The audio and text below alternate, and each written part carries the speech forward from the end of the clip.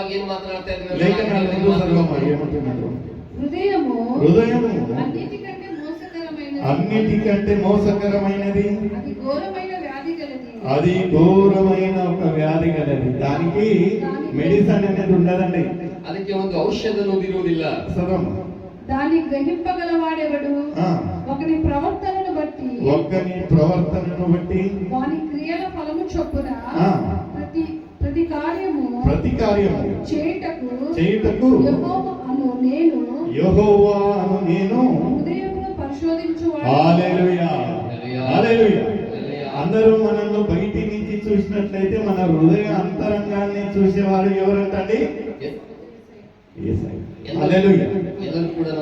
ఎందుకంటే మనం ఎన్నో మందికి మోసకరంగా ఉండొచ్చు, ఎంత చక్కగా కనిపించవచ్చు, మన ఒక క్రియలు ఎంత చక్కగా ఉంటున్నాయి, కానీ అయితే దేవుడు మన ఒక అంతరంగాన్ని చూస్తాడు. Man looks outside but God looks inside. ಮನುಷ್ಯನು ಹೊರಗಿನ ರೂಪವನ್ನು ನೋಡುತ್ತಾನೆ, ಆದರೆ ಯೆಹೋವನು ಅಂತರಂಗವನ್ನು ನೋಡುವಂತ ದೇವರಾಗಿದ್ದಾನೆ. మనము ఎప్పటికీ మన ఒక స్వాధీనంలో ఉంచుకోవాలి. ನಮ್ಮ ಹೃದಯವನ್ನು ಯಾವಾಗಲೂ ಕೂಡ ನಮ್ಮ ಹತೋಟಿಯಲ್ಲಿ ನಾವು ಇಟ್ಟುಕೊಳ್ಳಬೇಕು. మనము పూర్ణ మనసుతో యేసుని దగ్గరికి రావాలి. ನಾವು ಪೂರ್ಣ ಮನಸ್ಸಿನಿಂದ ಯೇಸುವಿನ ಬಳಿಗೆ ನಾವು ಬರಬೇಕು. ఎలా ఉంటున్నారు? హాఫ్ అండ్ హాఫ్ గా వచ్చామంటే ನಾವು ಅರ್ಧ ಬಂದ್ರೆ ఎవరైనా కేక్ మొత్తంగా తీసుకొని వచ్చి మీకు అందులో కొంచెం ఇచ్చారనుకోండి, ಯಾರಾದರೂ ಪೂರ್ಣವಾದ ಕೇಕ್ ತೆಗೆದುಕೊಂಡು ಸ್ವಲ್ಪ ತುಂಡು ನಿಮಗೆ ಕೊಟ್ರೆ ఇక మన చూపులకు అర్థం ಆ ನಮ್ಮ ನೋಟಗಳಿಗೆ ಯಾವುದೇ ಅರ್ಥವಿರುವುದಿಲ್ಲ. అది ఉంటే ఎందుకులే అనిపిస్తుంది కదా. ಅದು ಕೂಡ ಯಾಕೆ ಕೊಟ್ಟಿದ್ದಾರೆ ಎಂಬುದಾಗ మనం దేవుని యొక్క సన్నిధిలో వచ్చినప్పుడు ದೇವರ ಸನ್ನಿಧಾನದಲ್ಲಿ ನಾವು ಬಂದಾಗ ఆయన దగ్గర నుంచి మనం ఆశించేది ఒక సంపూర్ణమైన ఒక ఆశీర్వాదం. ನಾವು ಆತನ ಬಳಿಯಿಂದ ಬಯಸುವುದು ಒಂದು ಸಂಪೂರ್ಣವಾದಂತಹ ಆಶೀರ್ವಾದ. మనము సగం సగంగా వచ్చినట్లయితే, ನಾವು ಅರ್ಧಂಬರ್ಧವಾಗಿ ಬರುವುದಾದ್ರೆ మనం ఇక్కడి నుంచి వెళ్ళేది ఒక సగం సగమే, ನಾವು ಇಲ್ಲಿಂದ ಹೋಗೋದು ಕೂಡ ಅರ್ಧಂಬರ್ಧವೇ. అందుకని ఇక్కడ ఏముంటున్నదంటే మనసు, మన హృదయాలు అనేది చాలా మోసకరమైన ఒక హృదయం. ನಮ್ಮ ಮನುಷ್ಯನ ಹೃದಯ ತುಂಬಾ ಮೋಸಕರವಾಗಿದೆ ಎಂಬುದಾಗಿ అయితే మనము ఎలా ఉండాలంటే ಆದರೆ ನಾವು ಹೇಗೆ ಇರಬೇಕು? దేవుని హత్తుకొని ದೇವರಿಗೆ ಅಂಟಿಕೊಂಡಿರಬೇಕು. అదే ఎఫెసీయులు 6వ అధ్యాయము 12వ వచనాన్ని మనం చూసినట్లయితే, ఎఫెసీయుల పత్రిక 6వ అధ్యాయం 12వ వచనం ನೋಡುವಾಗ, ఏలయనగా మనము పోరాడునది శరీరులతో కాదు, గాని ప్రధానులతోను అధికారులతోను అంధకార సంబంధము. నిజంగా ప్రియమైన మన ఒక ఆత్మీయ జీవితాలను మనము పరిశీలించినట్లయితే, ನಮ್ಮ ಆತ್ಮೀಯ ಜೀವಿತಗಳನ್ನು ಪರೀಕ್ಷಿಸುವುದಾದರೆ శారీరకంగా ఎవరితో కన్నా మనం పోరాడాలంటే, ನಾವು ಶಾರೀರಿಕವಾಗಿ ಯಾರಾದರೊಂದಿಗೆ ಹೋರಾಡಬೇಕು ಅಂದರೆ అతను బలశాలుగా పెద్దగా ఎత్తుగా ఉన్నట్టయితే, ಆತನು ಬಲಶಾಲಿಯಾಗಿ ಎತ್ತರವಾಗಿ ಉದ್ದವಾಗಿ మనం ఆయనతోటి పోరాడాలంటే ఇద్దరు బదులు నలుగురిని తీసుకొని వెళ్ళచ్చు. ನಾವು ಆತನೊಂದಿಗೆ ಹೋರಾಡಬೇಕೆಂದ್ರೆ ಒಂದು 4 ಜನ ತೆಗೆದುಕೊಂಡು ಹೋಗಬೇಕು. అయితే ಆದ್ರೆ మన ఒక ఆత్మీయ జీవితాలలో ನಮ್ಮ ಆತ್ಮೀಯ ಜೀವಿತಗಳಲ್ಲಿ మన ఒక పోరాటము ఎవరితోటంటే, ನಮ್ಮ ಹೋರಾಟ ಯಾರೊಂದಿಗೆ ಅಂದ್ರೆ ఇక్కడ ఉండే ఒక అంధకార శక్తులతోటి. ಇಲ್ಲಿರುವಂತ ಅಂಧಕಾರ ಶಕ್ತಿಗಳಿಂದ, ఈ యొక్క అంధకార శక్తులతో మనం పోరాడాలంటే, ಈ ಅಂಧಕಾರ ಶಕ್ತಿಗಳೊಂದಿಗೆ ನಾವು ಹೋರಾಡಬೇಕು ಅಂದರೆ ఎవరితోటి ఉండాలంటే మన ఒక సంబంధము ಯಾರೊಂದಿಗೆ ನಮ್ಮದು ಸಂಬಂಧ ಇರಬೇಕು? ఎవరితో ఉండాలి? ಯಾರೊಂದಿಗೆ ಇರಬೇಕು? మనొక దేవునితో, ఆ దేవునితో సంబంధం ఉన్నట్టయితే. ఎందుకంటే దేవుడు ఏమంటాడంటే, ఆ దేవుడు ఏం ಹೇಳ್ತಾರಂದ್ರೆ, ఈ యొక్క యుద్ధము ఎవరిదండి? యుద్ధము ಯಾರದು? యుద్ధము యెహోవాదే.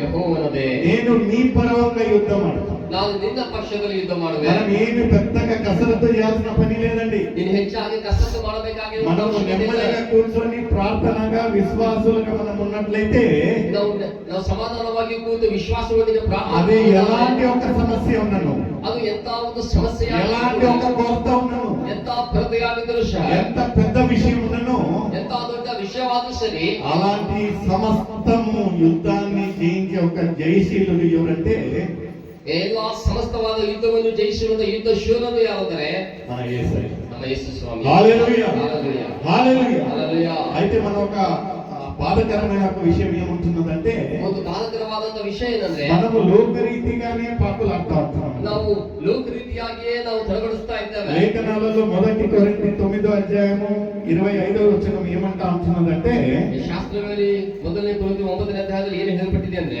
త్వరగా సదనమా, మరియు మరియు అంతేమందు పోరాడు ప్రతి వాడును ప్రతివాడు అన్ని విషయములందు అన్ని విషయములందు మితముగా ఉండును. ఆ, వారు వారు అక్షయమగు కిరీటమును పొందుటకును ఆ, మనమైతే ఆ, అక్షయమగు ఉమ్, కిరీటమును పొందుటకును మితముగా ఉన్నాము. ఇక్కడ ఇంగ్లీష్ లో ఏముంటున్నదంటే ఉన్నాయి ఇక్కడ and every man that survive for the master ఏముంటున్నదంటే మనము పెరిషబుల్ ఎంపెరిషబుల్ అంటున్నది.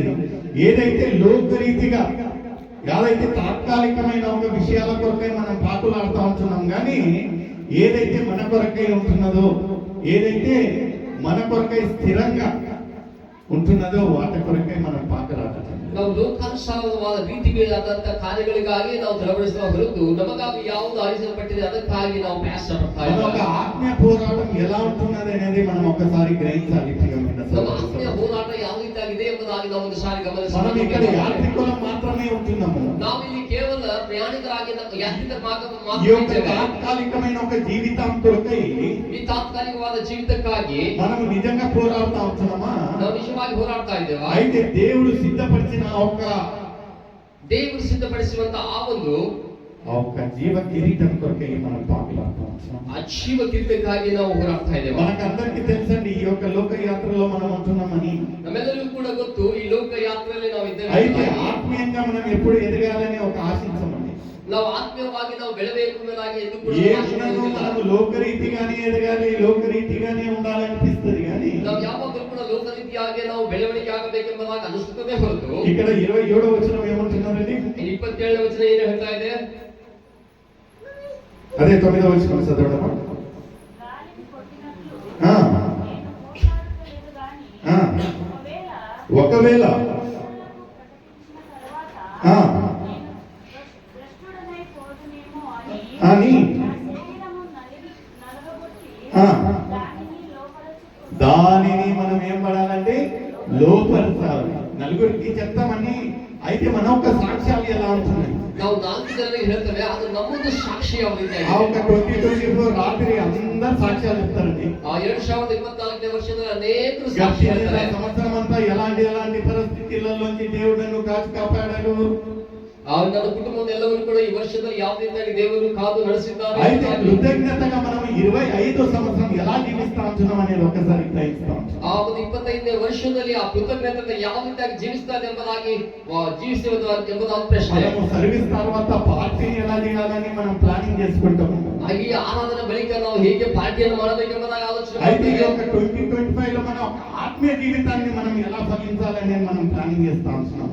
ಈ ಒಂದು 2025ನೇ ವರ್ಷದಲ್ಲಿ ಆತ್ಮ ಜೀವನದಲ್ಲಿ ನಾವು ಹೇಗೆ ಫಲಿಸಬೇಕೆಂಬುದಾಗಿ ಅದಕ್ಕಾಗಿ ನಾವು ಪ್ರಣಾಳಿಕೆ ಯೋಜನೆ ಹುಡ್ತಾ ಇದ್ದೇವೆ. ఇక్కడ ఒక పౌలు భక్తుడు ఏమంటా ఉంటున్నాడంటే మనం అన్ని చెప్తా ఉంటున్నాం కానీ మనం ఒక క్రియ రూపంగా మనం సిద్ధపాటు ఉంటున్నామా?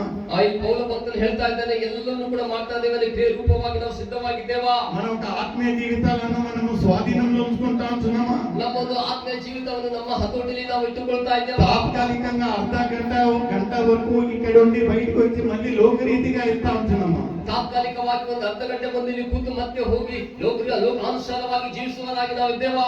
ఒక హెచ్చరిక నీకు నాకు పెడతాను. ನಿನಗೂ ಮತ್ತು ನನಗೆ ಒಂದು ಎಚ್ಚರಿಕೆ. నిజంగా ప్రియమైన సోదరి, ನಿಜವಾಗಿ ಪ್ರಿಯವಾದರೆ ఎవరికి లేని ఒక ధన్యత దేవుడు నీకు నాకు ఇచ్చుంటున్నాడంటే ಯಾರಿಗೂ ಇಲ್ಲದ ಒಂದು ಧನ್ಯತೆಯನ್ನು ನಿನ್ನ ಒಂದು ಜೀವನದಲ್ಲಿ ಒಂದು ಪ್ರಣಾಳಿಕೆ, ಒಂದು ಉದ್ದೇಶವನ್ನು ದೇವರು ಹೊಂದಿದ್ದಾನೆ. మనం ఆ ఒక ప్లాన్ పర్పస్ ఏముంటున్నదని మనం గ్రహిస్తా ఉంటున్నాం. ಆ ಒಂದು ಪ್ರಣಾಳಿಕೆ, ಒಂದು ಉದ್ದೇಶ ಏನಿದೆ ಎಂಬುದಾಗಿ ನಾವು ಗ್ರಹಿಸ್ತಾ ಇದ್ದೇವಾ? చిన్నప్పుడే పిల్లలు వచ్చినప్పుడు బయట వాళ్ళు ఎవరన్నా ఇంటికి వస్తే మనం ఒక పిల్లలను పిలిచి అంకల్కి చెప్పు నువ్వు పెద్ద అయితే ఏమైతావు అంటాం. ಅವು ಯಾರಾದ್ರೂ ಒಂದು ಮನೆಗೆ ಗೆಸ್ಟ್ ಬಂದ್ರೆ ನಾವು ಹೇಳ್ತೇವೆ, ಮಕ್ಕಳನ್ನು ಕರೆಸಿ ನೀವು ದೊಡ್ಡವರಾದ ಮೇಲೆ ಏನೇ ಆಗ್ತದೆ ಎಂಬುದಾಗಿ ಅಂಕಲ್ ಅವರಿಗೆ ಹೇಳಿ ಎಂಬುದಾಗಿ ನಾವು ಹೇಳ್ತೇವೆ. అతనికి ఏది ఏమో తెలియదు చిన్న పిల్లలకు. ಅವನು ಚಿಕ್ಕ ಮಗನಿಗೆ ಏನಾಗಬೇಕು ಏನು ಗೊತ್ತಿಲ್ಲ ಅವನಿಗೆ. అయితే తల్లిదండ్రులుగా ಆದ್ರೆ ತಂದೆ ತಾಯಿಗಳಿಗೆ ಮಾತ್ರ మన ఒక పిల్లల గొప్పతనం మనం చూపించుకోవాలని ನಮ್ಮ ಮಕ್ಕಳ ಒಂದು ದೊಡ್ಡತನವನ್ನು ನಾವು ತೋರಿಸಿಕೊಳ್ಳಬೇಕೆಂಬುದಾಗಿ చెప్పు నాన్న ఏమైతావు నువ్వు పెద్ద అయితే. ಹೇಳು ಮಗನೇ ನೀನು ಏನಾಗ್ತೀಯ ದೊಡ್ಡವರಾದ ಮೇಲೆ ಎಂಬುದಾಗಿ. అతనికి ఏం తెలియకుండా ఎప్పుడు అన్న డాక్టర్ అయితా ఇంజనీర్ అయితా ಅವ್ನು ಏನು ಗೊತ್ತಿಲ್ಲ ಕೂಡ ಡಾಕ್ಟರ್ ಆಗ್ತಾನೆ, ಇಂಜಿನಿಯರ್ ಆಗ್ತಾನೆ ಎಂಬುದಾಗಿ ಅವನು ಹೇಳ್ತಾನೆ. తల్లిదండ్రులు ఎంత గొప్పగా ఫీల్ అవుతారు. ಆ ತಂದೆ ತಾಯಿಗಳು ಎಷ್ಟು ಸಂತೋಷ ಪಡ್ತಾರೆ. ఆత్మీయులుగా ಆತ್ಮೀಯರಾಗಿ ఎప్పుడైనా మన పిల్లలను మనం ప్రశ్నించామా? ನಮ್ಮೊಂದು ಮಕ್ಕಳನ್ನ ನಾವು ಪ್ರಶ್ನೆ ಮಾಡಿದ್ದೇವಾ 2024లో ఏమైంటున్నది ఈ 2025లో నీ యొక్క ఆత్మీయ జీవితం ఎలా ఉంటున్నదో మనం ప్రశ్నించామా 2024ನೇ ವರ್ಷದಲ್ಲಿ ನಮ್ಮ ಆತ್ಮೀಯ ಜೀವಿತ ಯಾವ ರೀತಿ ಆಗಿತ್ತು ಮತ್ತು 2025 ವರ್ಷದಲ್ಲಿ ಯಾವ ರೀತಿ ಆಗಲಿಕ್ಕೆ ನಾವು ಪ್ರಶ್ನೆ ಮಾಡ್ತಾ మన ಇದ್ದೀವಿ. పిల్లలను కాదు మనల్ని మనం ప్రశ్నించుకున్నామా ನಮ್ಮ మక్కಳನ್ನೆಲ್ಲ ನಮ್ಮನ್ನ ಮಾತ್ರ ಪ್ರಶ್ನೆ ಮಾಡಿಕೊಳ್ತಾ ಇದ್ದೇವಾ? ఈరోజు ఒక ప్రశ్న నీకు నాకే ఈ ದಿನ ನಿನಗೂ ಮತ್ತು ನನಗೊಂದು ಪ್ರಶ್ನೆ. ఏదైతే మనం 24లో దేవుని కొరకే చేయలేక వెళ్ళామో ಯಾವುದನ್ನು 24ನೇ ವರ್ಷದಲ್ಲಿ ದೇವರಿಗಾಗಿ ಏನು ಮಾಡಲಾಗಲಿಲ್ಲವೋ why not we take in a different way? ಮತ್ತೊಂದು ನೂತನವಾದ ಒಂದು ಮಾರ್ಗವನ್ನು ತೆಗೆದುಕೊಂಡು ಹೋಗೋಣ. దేవుడు 24 కంటే 25లో ఎక్కువ మజా చేయాలని కాదండి. 24ನೇ ವರ್ಷಕ್ಕಿಂತ 25ನೇ ವರ್ಷದಲ್ಲಿ ಹೆಚ್ಚಾದ ಒಂದು ಸಂತೋಷವನ್ನು ఏమైతే ಪಡೆಯಬೇಕು. మనం 24లో చేయలేక వెళ్ళామో ಯಾವುದನ್ನು 24ನೇ ವರ್ಷದಲ್ಲಿ ನಾವು ಮಾಡಲಾಗಲಿಲ್ಲ, ఏమైతే దేవుళ్ళు మనము ఎదగలేక వెళ్ళామో ಯಾವುದರಲ್ಲಿ ದೇವರಲ್ಲಿ ಅಭಿವೃದ್ಧಿ ಹೊಂದಲಾಗದೆ ಹೋದೆವು, ఏదైతే మనం నలుగురికి దేవుని యొక్క వాక్యం చెప్పలేక వెళ్ళామో ಯಾವ 4 ಜನರಿಗೆ ನಾವು ದೇವರ ವಾಕ್ಯವನ್ನು ಹೇಳಲಾಗಲಿಲ್ಲವೋ ನಮಗೆ దేవుడు ఇలాంటి ఒక గొప్ప అవకాశం 2025లో ఇవ్వబోతా ఉన్నాడు. ಒಂದು ದೊಡ್ಡ ಅವಕಾಶವು ದೇವರು 2025 ವರ್ಷದಲ್ಲಿ ಕೊಡಲಿಕ್ಕಿದ್ದಾನೆ. This is the beautiful year in your life. ಇದು ಒಂದು ಸುಂದರವಾದ ಒಂದು ವರ್ಷವಾಗಲಿದೆ ನಿಮ್ಮ మనం ಜೀವನದಲ್ಲಿ. ఏమైతే 24లో చేయలేక వెళ్ళామో ಯಾವುದನ್ನು 24ನೇ ವರ್ಷದಲ್ಲಿ ನಾವು ಮಾಡಲಾಗಲಿಲ್ಲವೋ 2025లో దేవుడు నీకు నాకు ఇచ్చిన ఒక కృపావరంగా ఉంటున్నాడు. 2025 ವರ್ಷ ನಿನಗೆ ಮತ್ತು ನನಗೆ ದೇವರು ಕೊಟ್ಟಂತ ಕೃಪೆಯಾಗಿದೆ. మనము లోకరీతిగా ఎంత గొప్పగా జీవించామనేది కాదండి, ನಾವು ಲೋಕ ರೀತಿಯಾಗಿ ಎಷ್ಟು ದೊಡ್ಡವರಾಗಿ ನಾವು ಜೀವಿಸಿದ್ದೇವೆ ಎಂಬುದಾಗಿ ఆత్మీయంగా ఎలా ఉంటున్నాం అనేది ఒక సంగతిగా. ನಾವು ಆತ್ಮೀಯವಾಗಿ ಯಾವ ರೀತಿಯಾಗಿದ್ದೇವೆ ಎಂಬುದಾಗಿ ఇప్పుడు చిన్న పిల్లలకు అర్థం కానివ్వండి కాకపోనియండి, ಈ ಮಕ್ಕಳಿಗೆ ನಿಮ್ಗೆ ಅರ್ಥವಾಗಲಿ ಅರ್ಥವಾಗದೆ ಹೋಗಲಿ, మనము డాక్టర్ ఇంజనీర్ అంటే వాళ్ళకి అర్థం కాదండి. ನಾವು ಡಾಕ್ಟರ್ ಇಂಜಿನಿಯರ್ ಎಂಬುದಾಗಿ ಹೇಳಿದ್ರೆ ಅವ್ರಿಗೆ ಅರ್ಥವಾಗುವುದಿಲ್ಲ. మనం ఆత్మీయ జీవితం గురించి రక్షణ గురించి చెప్పిన వాళ్ళకి అర్థం కాదండి. ಆತ್ಮ ಜೀವಿತ ನಿಮಿತ್ತವಾಗಿ ರಕ್ಷಣೆ ನಿಮಿತ್ತವಾಗಿ ಅವರು ಬೋಧಿಸಿದ್ರು ಅರ್ಥವಾಗುವುದಿಲ್ಲ. అయినను మనము ఒక తల్లిదండ్రులుగా బాధ్యతగా వాటని చెప్పినప్పుడు వీటిని ఒక చెప్పాల్సి వస్తుంది. ನಾವು ತಂದೆ ತಾಯಿಗಳಾಗಿ ಒಂದು ಜವಾಬ್ದಾರಿಯಿಂದ ಅವರ ವಾಕ್ಯವನ್ನು ಹೇಳುವಾಗ ಇದನ್ನು ಕೂಡ ನಾವು ಹೇಳಬೇಕು. ఆలయానికి వచ్చినప్పుడు అయ్యగారు చెప్తారు, అమ్మగారు చెప్తారండి. ಆ ಆಲಯಕ್ಕೆ ಬಂದಾಗ ಅಯ್ಯನವರು ಹೇಳ್ತಾರೆ, ಅಮ್ಮನವರು ಹೇಳ್ತಾರೆ. వర్తమానాలలో ఎక్కడికి వెళ్ళినాను ఈ యొక్క సువార్తను చెప్తానే ఉంటారండి. ವರ್ತಮಾನಗಳಲ್ಲಿ ಎಲ್ಲಿಗೆ ಹೋದ್ರು ಕೂಡ ಈ ಸುವಾರ್ತೆಯನ್ನು ಬೋಧಿಸುತ್ತಲೇ ಇರ್ತಾರೆ.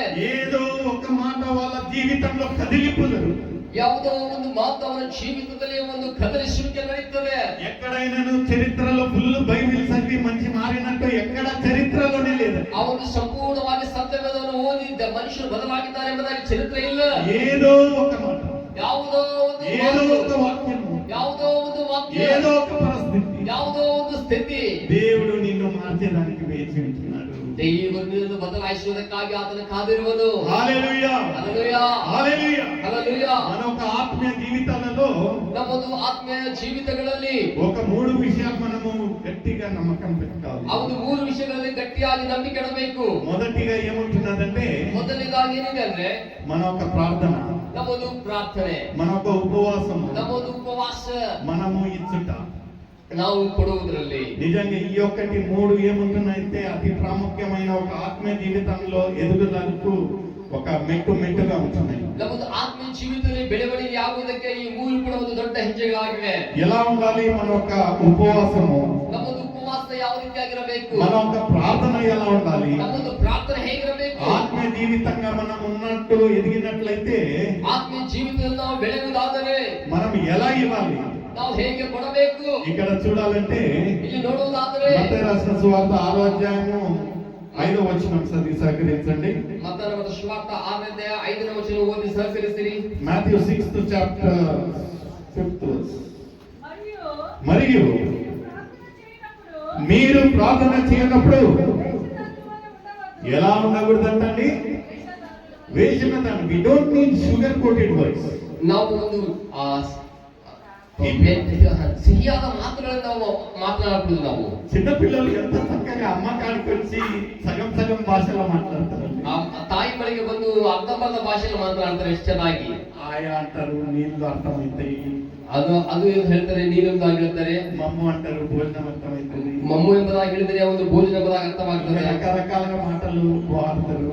ಆ ವಿಧವಾದ ಮಾತುಗಳನ್ನು ಆಡ್ತಾರೆ. తల్లిదండ్రులకు అర్థమైపోతాయి. ತಂದೆ ತಾಯಿಗಳಿಗೆ ಅರ್ಥವಾಗ್ತದೆ. మన ఒక సృష్టికర్తకు ఇంకా మన ఒక మొరలు, మన కొరతలు అన్నీ అర్థమవుతుందండి. ನಮ್ಮ ಸೃಷ್ಟಿಕರ್ತನಿಗೆ ನಮ್ಮ ಮೊರೆಗಳು, ನಮ್ಮ ವಿಜ್ಞಾಪನೆಗೆ మనము ప్రార్థించేటప్పుడు పెద్దగా పాలిష్డ్ షుగర్ కోటెడ్ వర్డ్స్ అవసరం లేదండి.